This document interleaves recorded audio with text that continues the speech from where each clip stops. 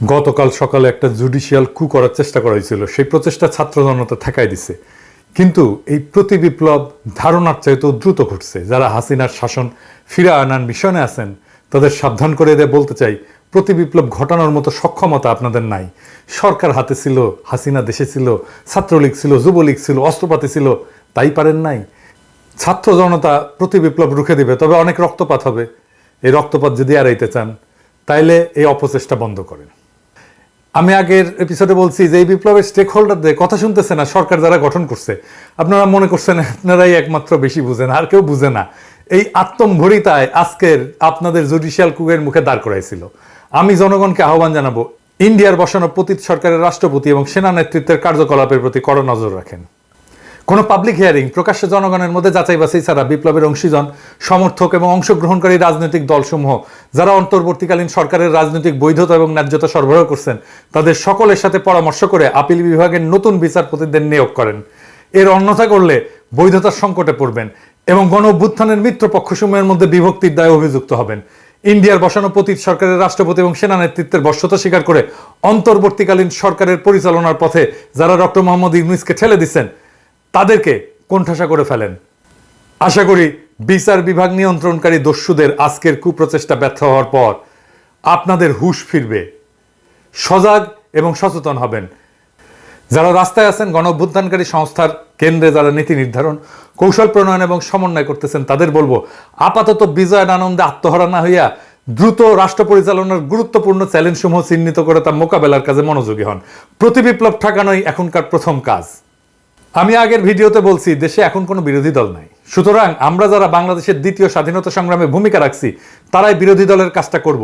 এটা আমরা করব কয়েকটা জরুরি কারণে। কি কি কারণে? প্রথমত, এই সরকার একটা অত্যন্ত ক্রিটিক্যাল সময় দেশের শাসনভার গ্রহণ করছে।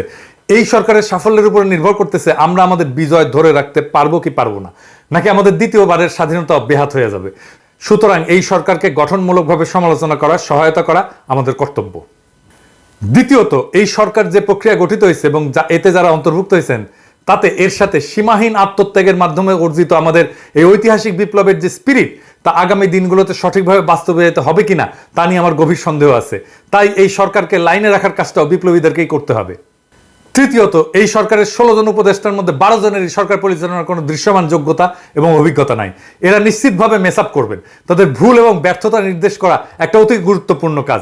বাংলাদেশের মিডিয়া যদি বিশ্বাসযোগ্য হতো তাহলে এই কাজটা তারাই করতে পারতেন। কিন্তু ফ্যাসিস্ট আমলে আমরা আমাদের মিডিয়ার যে দাসসুলভ এবং অনেক ক্ষেত্রে গণবিরোধী ভূমিকা দেখছি তাতে এদের উপরে বিন্দুমাত্র আস্থা রাখা যায় না। তাছাড়া এই মিডিয়া হাউসগুলোর মালিকেরা প্রায় সব ক্ষেত্রেই পলাতক গণখনি হাসিনার অনুগ্রহপ্রাপ্ত, চরম অসৎ, দুর্নীতিগ্রস্ত, লুটেরা ব্যবসায়িক গোষ্ঠী।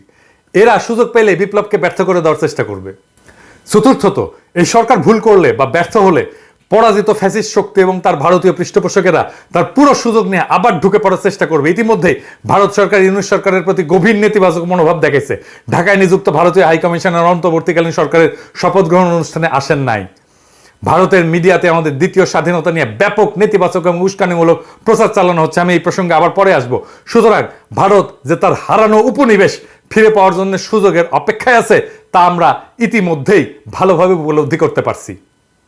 এই পরাজিত শক্তি হাসিনা এবং তার প্রভু ভারত যাতে এদেশের রাজনীতি এবং শাসনে কোনোভাবে পুনঃপ্রবেশ করতে না পারে সেই জন্য সরকারের সমালোচনার স্পেসটা আমাদের দখলেই রাখতে হবে। পঞ্চমত, গণতন্ত্রকে একটা শক্ত ভিত্তির প্রতিষ্ঠার জন্য সরকারের গঠনমূলক সমালোচনার একটা সুস্থ ধারা তৈরি করা অত্যন্ত জরুরি। সরকারের জবাবদিহিতা নিশ্চিত করার লক্ষ্যে এই সমালোচনা হতে হবে নির্মমভাবে সত্য এবং বস্তুনিষ্ঠ। এতকাল আমরা দেখছি বিভিন্ন সরকারের সমালোচনাকে শত্রুতামূলক বলে মনে করা হইতো। এই নষ্ট সংস্কৃতি থেকে বেড়ায় আসতে হবে। এই লক্ষ্যে বর্তমান পরিস্থিতিতে গঠনমূলক বিরোধী দলের ভূমিকা পালনের উদ্দেশ্যে আমি বাংলাদেশের কয়েকজন গুণী, অভিজ্ঞ এবং পরীক্ষিত দেশপ্রেমিক ব্যক্তিদেরকে নিয়ে একটা ফোরাম গঠন করার পরিকল্পনা করছি, যার নাম হবে শ্যাডো ক্যাবিনেট বা ছায়া পরিষদ। বিভিন্ন গণতান্ত্রিক দেশে এই ধরনের ব্যবস্থা আছে। এই পরিষদ দেশের প্রধান প্রধান ইস্যুর উপরে আমরা কি কি নীতি ব্যবস্থা নিতে পারি তা নিয়ে প্রকাশ্যে আলোচনা করব, জনগণকে সম্পৃক্ত করব, সরকারকে লাইনে রাখার চেষ্টা করব এবং সর্বোপরি আমাদের দ্বিতীয় স্বাধীনতা যাতে ব্যর্থ বা বেহাত হয়ে না যায় তার সর্বাত্মক চেষ্টা করব। একই সাথে আমরা দেশের এবং জাতির বিরুদ্ধে আমাদের গণতান্ত্রিক অধিকার এবং সকল প্রকার মানবাধিকার এবং আমাদের স্বাধীনতা, সার্বভৌমত্ব এবং আঞ্চলিক অখণ্ডতা এবং জাতীয় মর্যাদার বিরুদ্ধে যে কোনো কনস্পিরেসি, যে কোনো ষড়যন্ত্রের বিরুদ্ধে জনগণকে অবহিত রাখবো, যাতে তারা এই সমস্ত অশুভ চক্রান্ত ব্যর্থ করে দিতে পারেন। আমি আশা করব প্রফেসর ইউনূস আমাদের এই ভূমিকা ইতিবাচকভাবে এবং গুরুত্বের সাথে গ্রহণ করবেন। এই কথাটা আমি বলতেছি এই কারণেই যে প্রফেসর ইউনূসের একটা কথায় আমার কিন্তু খটকা লাগছে। স্যার, আপনি কিছু মনে করেন না, আমি এটা বলতাম না, কিন্তু আমি এটা বলতে বাধ্য হইতেছি। আপনি বলছেন যে এখন থেকে আপনার কথা শুনতে হবে। না স্যার, আপনাকে বরং আমাদের কথা শুনতে হবে, জনগণের কথা শুনতে হবে। মনে রাখবেন, এই বিপ্লবের নায়ক কিন্তু আপনি না। আমরা যা বলবো সেটা সত্যি ভেবেই বলবো।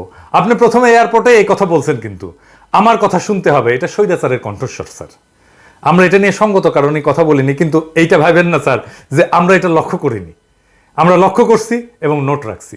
এই বিপ্লবের ফসল যাতে লুট হইয়া না যায়, আমাদের দ্বিতীয় স্বাধীনতা যেন আবার বিদেশিদের পায়ে বিসর্জিত না হয়, তার জন্য আমরা আমাদের জবান খোলা রাখবো। দেশ কিন্তু গ্রামীণ ব্যাংক না স্যার, আর আপনি কিন্তু দেশের এমডি না স্যার। হ্যাঁ, যাই হোক, আপনাকে এবং আপনার সরকারকে আমাদের কথা শুনতেই হবে। আমাকে কিঞ্চিত এটা রূঢ়ভাবে বলতে হইল, কারণ এটা শুধু আপনি বলেননি, এক উপদেষ্টা দায়িত্ব নিতে না নিতেই বললেন কঠিন এবং বিব্রতকর প্রশ্ন করবেন না। এই সরকার কতদিনের হতে পারে, এইরকম আপনার কোনো প্রত্যাশা আছে? আপনি আমাকে কোনো কঠিন প্রশ্ন করেন না। এটা তো স্বৈরাচারের ভাষা। এই মনোবৃত্তি নিয়ে কি করে একজন একটা বিপ্লব উত্তর সরকারের স্থান পায়, ভারী উদ্বেগের বিষয়। আমি আরো উদ্বিগ্ন, এই সরকারে ১-১১ তিন ব্যক্তিত্ব জায়গা পেলেন কি করে, এবং কারা কারা, আসেন আমরা একটু দেখি।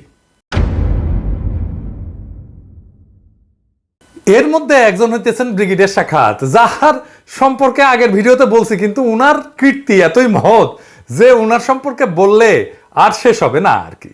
২০০৮-এর নির্বাচনে কিভাবে আওয়ামী লীগ জিতলো জানেন? আওয়ামী লীগ পেল 49% ভোট, আর বিএনপি পেল 33.20% ভোট। আর সিট পেল আওয়ামী লীগ কত? 230, আর বিএনপি 33 মাত্র। এটা কেমনে কিভাবে হইল? আসেন এটা একটু দেখি, এবং এর পিছনে কুশীলব কে ছিল। জাতীয় সংসদে কিছু আসন আছে আওয়ামী লীগ পাবেই, যতই খারাপ অবস্থা হোক। মানে এখনো যদি ইলেকশন হয় তাও পাবে। কিছু আসন আছে যা বিএনপি পাবেই, যতই খারাপ অবস্থা হোক বিএনপি। প্রায় ১৫০টার মতো আসনে এক ধরনের টাগ অফ ওয়ার চলে, মানে টানাটানি চলে আর কি। কে জিতবে নিশ্চিত না, একটা কিংবা দুইটা কেন্দ্রের ফল হিসাব বদলে দেয়। এই এম সাখাওয়াত হোসেন ২০০৮ সালের ১৩৩টা আসনের সীমানা এমনভাবে পুনর্বিন্যাস করে যেন ১৩৩টা আসনে নিশ্চিতভাবে আওয়ামী লীগ পায়। যেই একটা দুইটা কেন্দ্র দিয়া ফলাফল বদলে যেতে পারতো, ওই একটা দুইটা কেন্দ্র এমন একটা আসনের সাথে যুক্ত করে দেওয়া হয় যা আসলে ওই আসনে কোনো ভূমিকা রাখতে পারে না। সো সেই আসনে ফলাফল নির্ধারণে ওই কেন্দ্রগুলোর একটা অ্যাডভান্টেজ নষ্ট করে দেওয়া হয়। এই লোকটা তো আসলে করাপ্ট, এটা স্যার আপনি জানেন না? হ্যাঁ, আপনি তারে পাশে রাখছেন। চট্টগ্রামে থাকার সময় সেনাবাহিনীর গম চুরির দায়ে আর্মি থেকে ডিসমিস চেয়ে। তো এই লোককে নিয়ে প্রফেসর ইউনূস কেমনে কাজ করবে? আমি শুনছি উপদেষ্টা পরিষদের মিটিংয়ে নাকি মিলিটারি মেজাজ দেখায়। সত্য মিথ্যা জানি না, কেমন খাইস্টা দেখেন। ডরে বিদ্রোহী পুলিশদের সাথে কথা বলতে রাজারবাগ পুলিশ ফাঁড়িতে যায় না, আবার মিলিটারি মেজাজ দেখায়। শুনলে একদম পিত্তি জইলা যায় এই সমস্ত কথা শুনলে। এখন সুশীল হয়ে বসছে, এখন সরকার হয়ে বসছে। আর তৌহিদ হোসেন সাহেব, আমি কিন্তু ওনারা পছন্দ করি। উনি কিন্তু ১-১ সময় পররাষ্ট্র সচিব ছিলেন, ব্যক্তিগতভাবে অত্যন্ত সজ্জন মানুষ, সন্দেহ নাই। আমি বলছি যে আমি ওনারা পছন্দ করি, ওনার সাথে আমার দেখা হয়েছে, এক সময় কথা হয়েছে, কিন্তু সরকার হিসাবে কিন্তু পছন্দ করি না, বিশেষ করে এই সময়। কারণ তার সচিব থাকার সময় বাংলাদেশকে ভারতের পায়ে সমর্পণ করা হয়। এবার আমরা দ্বিতীয় মুক্তিযুদ্ধ করে ভারত মুক্ত হইলাম, এখন কি করে আশা করতে পারি যে তিনি বুক চিতায় শহীদ আবু সাইদের মতো ভারতের সামনে দাঁড়াতে পারবেন? আমি অন্তত সেই আশা করি না। সেই মেরুদণ্ড ওনার নাই, থাকলে সেই সময় রুখে দিতেন। তাই এই কাজ তারে দিয়ে হবে না। আর 111 আর এক কুশীলা হলে হাসান আরিফ, এর আমলে 3 মাসের তত্ত্বাবধায়ক সরকারকে টেনে টুনে 2 বছর মেয়াদি করা হয়, যার ফল আমরা 16 বছর ধরে মর্মে উপলব্ধি করতেছি। কে 2 বছর মেয়াদি করার কাজটা করছে? উনি। এই সরকারের প্রত্যেক মানুষকে হইতে হবে দক্ষ বিপ্লবের চেতনাবান এবং সাহসী এবং হৃদয়বান।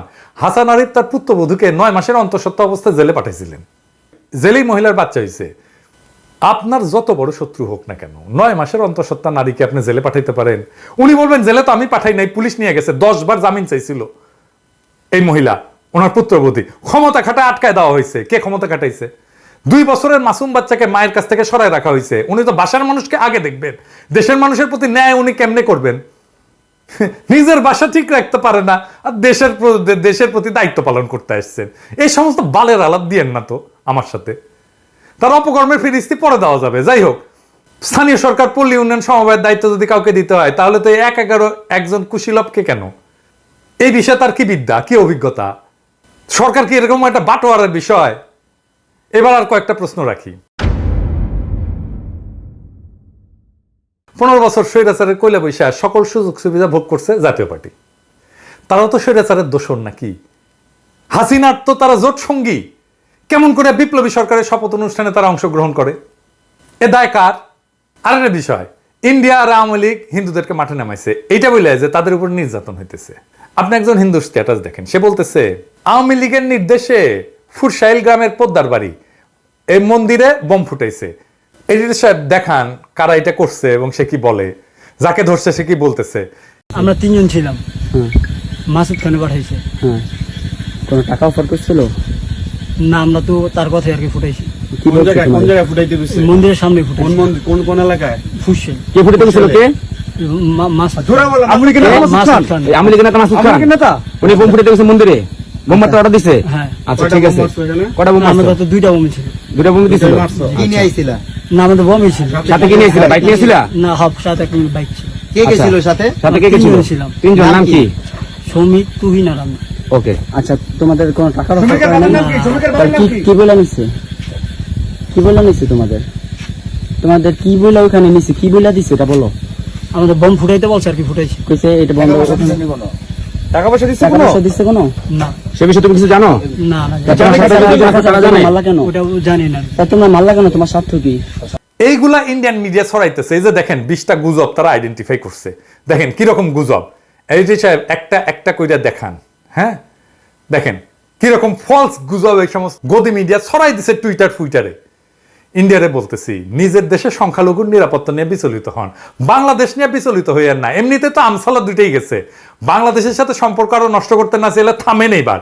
বাংলাদেশের হিন্দুদের নিজের রাজনৈতিক কৌশল বাস্তবায়নে ঘুঁটি বানাইবেন না। পাসারসা আমরা কিন্তু তুলে দেবো একেবারে। আওয়ামী লীগ নেতারা 300 দুষ্কৃতিকারীদের ভাড়া করছে ডাকাতি করার জন্য, ঢাকায় এসে ডাকাতি করতেছে। অবিশ্বাস্য। তো হিন্দু ভাইরা একটু শুনেন, হাসিনার শাসনকে ফিরে আনার জন্য হিন্দু নির্যাতনের কাঠ খেলবেন না। এই অস্থির সময়ে দুর্বৃত্তরা সুযোগ নেয়। আওয়ামী লীগের মুসলমান নেতারা মার খায় নাই, বিভৎসভাবে মার খাইছে, মারা গেছে, বাড়ি ঘরদোর পুড়াই দিছে, দেয় নাই? কত বড় বড় নেতাদের বাড়ি ঘর, আর শেখ মুজিবের 32 নম্বর পুড়াই দিছে। আমি বলছি কোথায় কোথায় যোগাযোগ করতে হবে নিরাপত্তার জন্য। আপনাদের বাসস্থান মন্দির পাহারা দেওয়া হয়েছে না? হয়েছে তো, আরো হবে।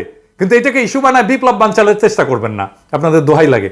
এইটা আনম্যানেজেবল পর্যায়ে চলে যেতে পারে। কিন্তু আপনাদের সাবধান করে দিচ্ছি, সতর্ক করে দিচ্ছি। বাসায় ফিরে স্থানীয় দরকার হলে হেফাজত ইসলামের সাথে যোগাযোগ করেন, তারা আন্তরিকতার সাথে আপনাদের রক্ষা করছে। স্পেসিফিক কোথাও নিরাপত্তার প্রয়োজন হলে আমাকে জানান, আমি আমার সীমিত সামর্থ্য নিয়ে আপনাদের পাশে দাঁড়াবো। গোবিন্দ পরমাণু তো হিন্দুদেরই নেতা না, সে বলছে যে একটা ঘটনাও সাম্প্রদায়িক না। তারা আক্রান্ত হয়েছে কারণ তারা আওয়ামী লীগ করতো। এখন ধরেন পঙ্কজ দেবনাথ যদি ডলা খায়, তাই তো বলতে পারে না সে যে হিন্দু জন্য ডলা খাইছে। আওয়ামী লীগ যে নির্যাতন চালাইছে গত 15 বছর সারা বাংলাদেশের মানুষের উপরে, সেটার একটা প্রতিক্রিয়া হবে না? হবে তো। পঙ্কজ দেবনাথ ডলা খায় কারণ সে আওয়ামী লীগ, এইটার জন্য না যে সে হিন্দু। এটা হিন্দু মুসলমান উভয়ের ক্ষেত্রেই হবে। আপনি হিন্দু পরিচয় নিয়ে সুরক্ষা চান কেন? আপনি তো স্বার্থপর কেন? আওয়ামী লীগ করা যে মুসলমান, সে কি পরিচয়ে সুরক্ষা পাবে? তার বাড়ি ঘরদোর গেছে না? আওয়ামী লীগের কোন নেতার বাড়ি অক্ষত আছে আমাকে বলেন তো? জেলা পর্যায়ের নেতা বাড়ি পর্যন্ত অক্ষত নাই। আরে শেখ মুজিবের 32 নম্বর ধ্বংস হয়ে গেছে, হাসিনার গণভবন ধ্বংস হয়ে গেছে। তো হাসিনার পতন হয়েছে তো, তাই না? হাসিনার পতনের পরেও যে আপনারা বাংলাদেশের হিন্দুরা শান্তিপ্রিয়ভাবে বাধাহীনভাবে ব্যাপক জমায়েত এবং মিছিল করতে পারছেন বিভিন্ন জেলায় কোনো ধরনের বাধা ছাড়া, তাতে কি প্রমাণ হয় না যে আপনারা ভালো আছেন? আপনার নেত্রী হাসিনা আমাদের করতে দিছে? দেয় নাই তো। ফাইনালি গোপালগঞ্জে আর্মির উপরে হামলা করছে গোপালীরা, এটা নিয়ে একটু আলাপ করি। এই একটা জায়গায় আছে হাসিনার হয়ে গুন্ডামি করার জন্য অবশিষ্ট, মানে এই যে ব্রুট ফোর্স, এটা অ্যাপ্লাই না করে সহজেই গোপালী ঝামেলা ট্যাকেল করা যায়। এই কৌশল সব জায়গাতেই প্রয়োগ করতে পারবেন। গোপালগঞ্জের সাপ্লাই চেইন এটা কেটে দেবেন। সেনাবাহিনীকে বলতেছে এটা খুব সিম্পল মিলিটারি স্ট্র্যাটেজি। সরকারি কর্মচারীদের উইথড্র করেন, বিদ্যুৎ লাইন বিচ্ছিন্ন করেন, গ্যাসের লাইন থাকলে বিচ্ছিন্ন করেন, পানি সরবরাহ হবে না, গ্রামের সাথে সংযোগ বিচ্ছিন্ন করে দেন, রেডিওতে শান্তিপ্রিয় জনগণকে শহর ত্যাগ করতে বলেন, মাইক্রোফোনে বলেন, দরকার হলে লিফলেট ছাড়েন, তারপরে অভিযান চালান, বিনা রক্তপাতে ঠান্ডা হয়ে যাবে। হাসিনা এবং জয়ের এই শয়তানি বন্ধ করতে হবে। কি কৌশলে আসেন এটা আলাপ করি। ভারতকে, হাসিনাকে বহিষ্কার করতে হবে। একজন গণহত্যাকারীকে ভারত আশ্রয় দিতে পারবে না। ভারতের সাথে আমাদের আরো অনেক ফয়সালা আছে। ভারতকে বলতে হবে ঢাকার হাইকোর্টের সামনে থেকে অপহৃত সুখরঞ্জন মালিক কিভাবে ভারতের জেলে যায়, বিএনপি নেতা সালাউদ্দিন কিভাবে ঢাকা থেকে গুম হয়ে সিমলায় আবিষ্কৃত হয়। সরকারকে কূটনৈতিক চ্যানেলে প্রশ্ন ছুড়ে দিতে হবে ভারতকে। ভারতকে শান্তিতে থাকতে দিবেন না। ভারতকে শান্তিতে থাকতে দিবেন তো শেখ শয়তানি কন্টিনিউ করবে। জাতিসংঘে অভিযোগ দিতে হবে বাংলাদেশের রাজনীতিতে কেন হস্তক্ষেপ করছে ভারত। প্রমাণ আছে তো। ভারতের সাথে সমস্ত চুক্তি প্রকাশিত করতে হবে। যে চুক্তিগুলো বাতিলযোগ্য সেইগুলো অবিলম্বে বাতিল করার জন্য সরকারকে ব্যবস্থা নিতে হবে। জব পারমিট ছাড়া যারা বাংলাদেশে কাজ করতেছে ভারতীয়, তাদেরকে গ্রেপ্তার করতে হবে। এভার কেয়ার সহ যে সমস্ত হাসপাতালে ইন্ডিয়ান ডাক্তার আছে তাদেরকে তাড়াইতে হবে এবং গ্রেপ্তার করতে হবে, কারণ তারা আইন ভাঙছে। আইন কিভাবে ভাঙছে আসেন বলে দিচ্ছি। বাংলাদেশের আইন অনুসারে বিদেশি ডাক্তার টেম্পোরারি রেজিস্ট্রেশন পায়, কিন্তু রুগী দেখতে পারবে না। একটা ক্ষেত্রে পারবে, যদি স্থানীয় ডাক্তারকে প্রশিক্ষণ দেয়। এরা প্রশিক্ষণের কথা বলে ধুমসে রুগী দেখতেছে, এটা তো কোনো প্রশিক্ষণ দিচ্ছে না, তাই না? বসে রুগী দেখতেছে, এটা পারে না। এটা আইন বিরুদ্ধ কাজ। এই আইন বিরুদ্ধ কাজ করার জন্য এদের প্রত্যেককে গ্রেপ্তার করতে হবে। হাসিনারে শান্তিতে থাকতে দিচ্ছেন জন্য সে শয়তানি করতেছে। হাসিনার বিরুদ্ধে আইসিসিতে আয়নাঘর নিয়ে এখনই মামলা করেন। আর এই আন্দোলনের সময় যে গণহত্যা হয়েছে তার তদন্তের জন্য জাতিসংঘকে আহ্বান জানায়। বাংলাদেশের কোনো ইনস্টিটিউট নাই এটা তদন্ত করতে পারে। আরে পুলিশ, ও তো ভয়ে আসতেছে না, ও কি করবে? আর এই জুডিশিয়ারি দেখছেন কি অবস্থা, সব ঠান্ডা হয়ে যাবে। জাতিসংঘকে আহ্বান জানান, জাতিসংঘ যখন এটা তদন্ত করতে আসবে। হাসিনা নাশকতার নির্দেশ না দিয়ে আবার গর্তে ঢুকবে। ইন্ডিয়ার হাসিনাকে দৌড়ের উপরে রাখেন, বাংলাদেশ ঠান্ডা থাকবে, বিপ্লব রক্ষা পাবে। প্রতি বিপ্লব করা একদম হান্দায় দেওয়া হবে। ইনকিলাব জিন্দাবাদ।